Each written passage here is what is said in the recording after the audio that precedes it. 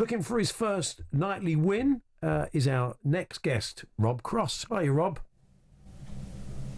Yeah, not too bad. Yourself? Yeah, we're all right, thanks. Yeah, as we said, it's look, you've had some good nights, but not quite got over the line. How are you feeling going into Birmingham?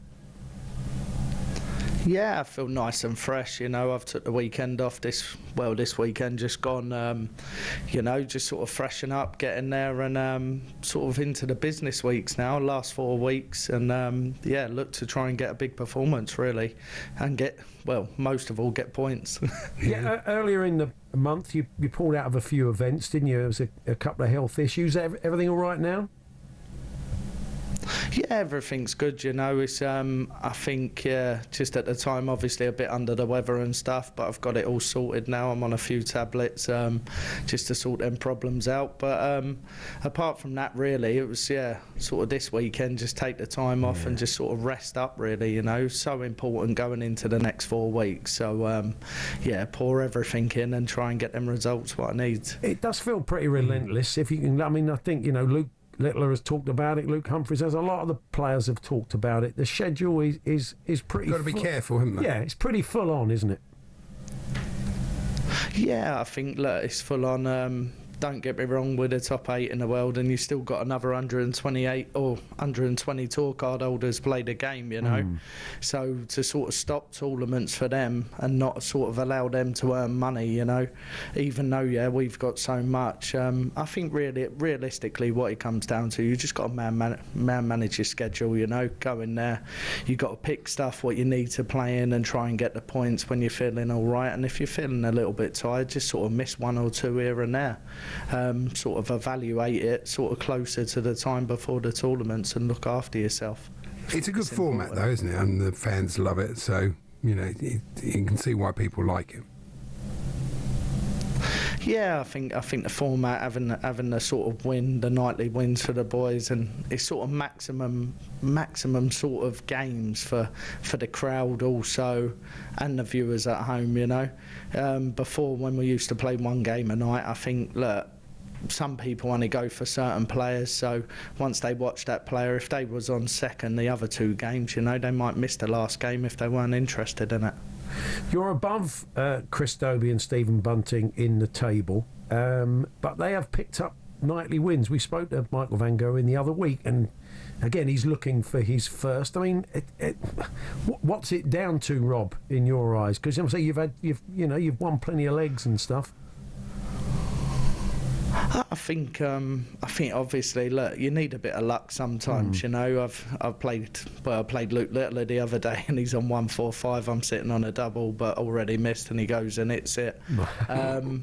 It's just one of them. You need a bit of luck sometimes, and if you don't get it, look, that's darts. Don't get me wrong. At certain times when I've lost games, though, I probably haven't been at my best at the time.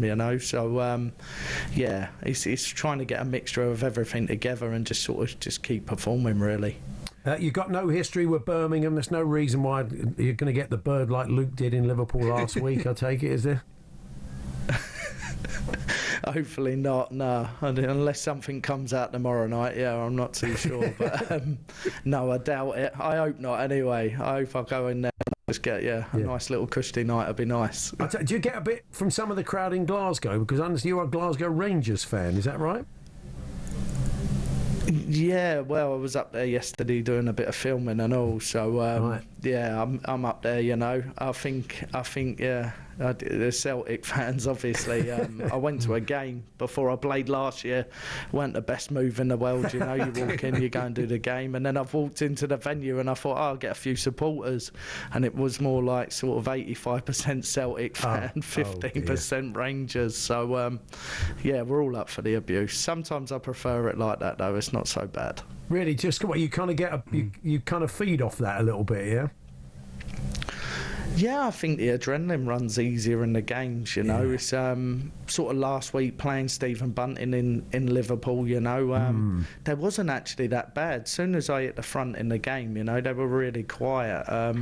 But previous, when I played him there before, when we done the Contenders in the Premier League, you know, it was probably one of the loudest venues I've ever been in. So it was just sort of nice to just sort of go out last week, hit the front and control the game and get the win done, you know. We spoke to Stephen last week, and it was interesting. It was interesting you say that, because he was obviously knew he was going to have the home crowd behind him. It was going to be a great atmosphere, and he was imagining the walk on Titanium. But maybe the pressure got to him a little bit. You know, it can be difficult, isn't it, when it's your home crowd?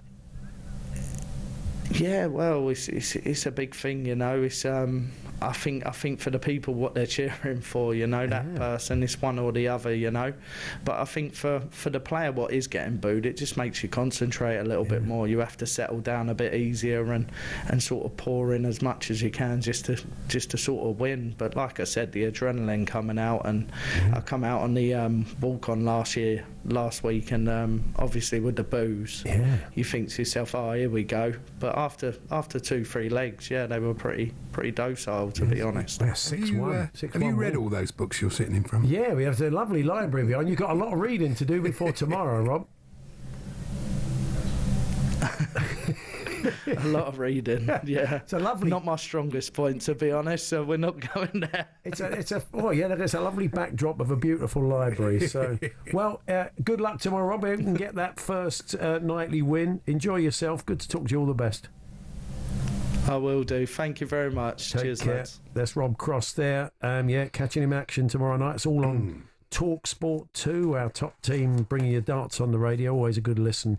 And, we'll be catching up one of their boys, I'm sure. Next week he does take on Michael Van Gerwen in his quarter-final tomorrow evening. Well, that is us.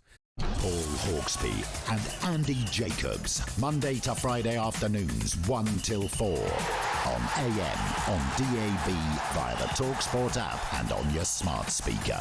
talkSPORT.